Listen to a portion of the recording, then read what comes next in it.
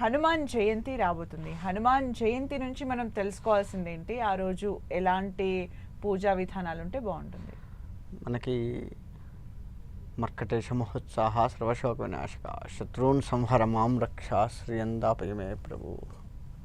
హనుమంతుడు అన్ని రకాల ఆదర్శప్రాయం. హనుమంతుడి నుంచి మనం నేర్చుకోవాల్సింది కొంచెం కాదు, చాలా ఉంటుంది. ముఖ్యంగా మన పిల్లలకి, ఇప్పుడున్న పిల్లలకు కనుక హనుమంతుడి వీరత్వం కానీ హనుమంతుడి గుణగణాలు కానీ నేర్పినట్లయితే వాళ్ళ ఎదుగుదల చాలా చాలా బాగుంటుంది. ఎవరితో ఎట్లా మెలగాలి అనేది హనుమంతుడిని చూసి నేర్చుకోవచ్చు. మనకి రామాయణంలో 2 భాగాలు ఉన్నాయి. రామాయణం పూర్వ భాగం, ఉత్తర భాగం అని తీసుకున్న తర్వాత రామాయణంలో అంతర్గతంగా సుందరాకాండ ఉంది. ఈ సుందరాకాండ మొత్తం కూడా హనుమంతుడికి సంబంధించి మాత్రమే ఉంది.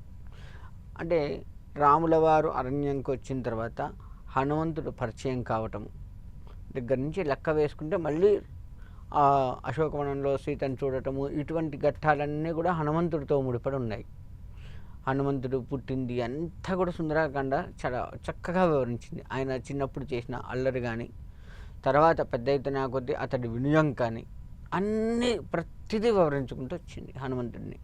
అలాంటి విజయాలు కానీ, హనుమంతుడితో ఉన్నటువంటి సీతారాములతో హనుమంతుడు ఉన్న విషయాలు కానీ, సీతతో ఉన్న విషయాలు కానీ, ఇలా ప్రతిదీ లెక్క వేసుకుంటే హనుమంతుడి దగ్గర మనం నేర్చుకోవాల్సింది చాలా ఉంది. ఏంటయ్యా అది? మనం పిల్లలకు నేర్పాల్సింది ఏంటి అంటే, హనుమంతుడు సీతను వెతుక్కుంటూ వెళ్ళారు, లంకలోకి వెళ్ళారు.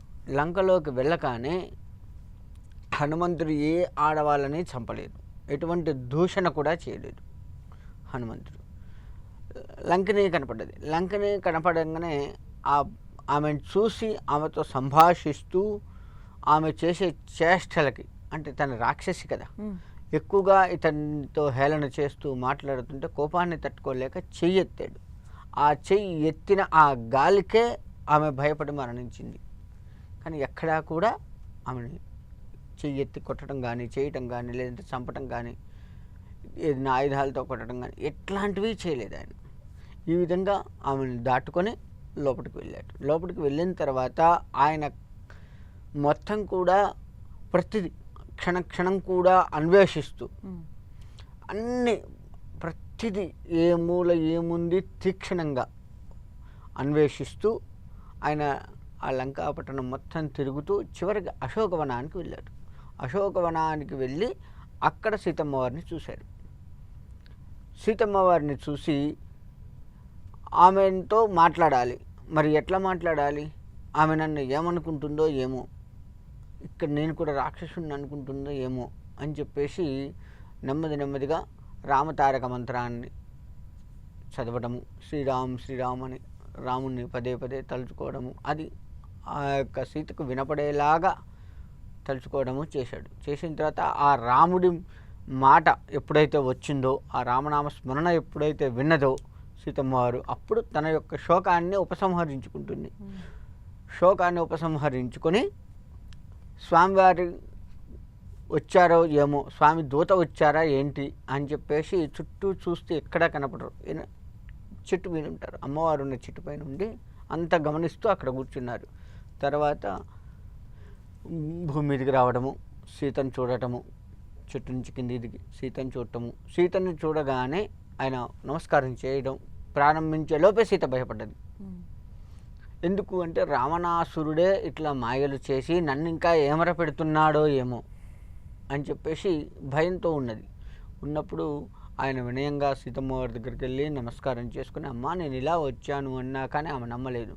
అప్పుడు రాముడి యొక్క అంగుళీకను తీసుకొని అమ్మవారికి స్వామివారి గుర్తుగా ఇచ్చారు అని చెప్పిస్తే అది ముద్రిక చూసి అప్పుడు ఆమె నా దూతే, ఇంకా నాకు భయం లేదు అని నిమ్మలం పడ్డది. తన శోకాన్ని పూర్తిగా ఉపసంహరించుకుంది. అంటే అప్పటి వరకు రాముడు లేడు అని చెప్పి శోకిస్తూ ఉన్నది కదా, ఆ శోకాన్ని ఉపసంహరించుకొని సీతమ్మవారితో మాట్లాడి, ఆ అమ్మవారు స్వామివారు మాట్లాడుకుని చేసి ఇదంతా కూడా ఆ లంకలో తను చేశారు. తను లంకా దహనం చేయడము, చాలా వరకు రావణాసుడితో మాట్లాడడము, అక్కడ ఉన్న వీరులను మొత్తం కూడా చాలా వరకు భయపెట్టి చేయడం, ఇదంతా హనుమంతుడు చేశాడు. చేసిన తర్వాత మళ్ళీ తిరిగి రాముడి దగ్గరకు వస్తూ ఉన్న సమయంలో ముందుగా తన స్నేహితుల దగ్గరకు దిగాడు. లంక నుంచి వచ్చి తన స్నేహితుల దగ్గరికి వచ్చాడు. రాగానే ఇదంతా రామేశ్వరం దగ్గర జరిగింది.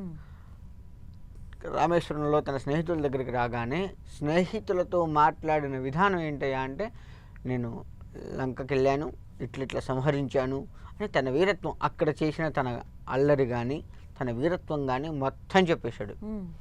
కానీ సీతతో సంభాషించిన విషయాన్ని చెప్పలేదు.